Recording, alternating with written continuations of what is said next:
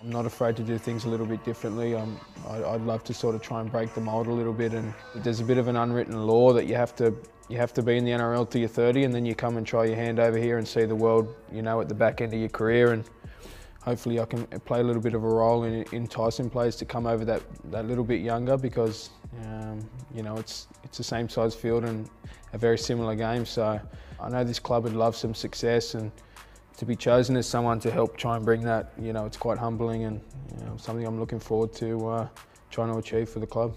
From day one, from when he first arrived, he's just really embraced, the country, embraced the club. He's loving every minute of it. He's challenging everyone around him. He's just a first-class guy to, be involved within our team. I was always ambitious to come over to the Super League and do a stint over here, and lucky enough it come earlier than what I thought. I had some involvement there with Trent with the Australian side, and one of the qualities of Trent is about being a leader. That was one of the things I looked at there for Trent.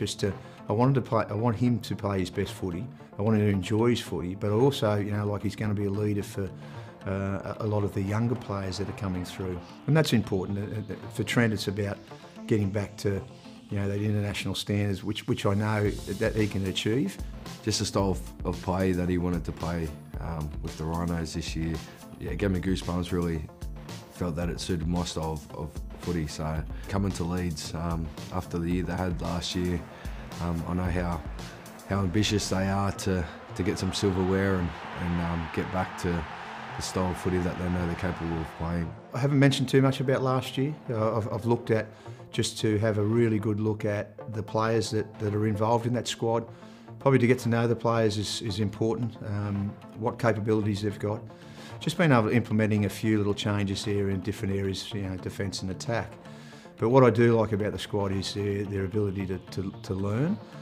We've worked really hard in the pre-season on areas we need to keep growing as a club, and we changed a couple of things up through the pre-season, and I'm sure all the speckies will see a slight change going forward.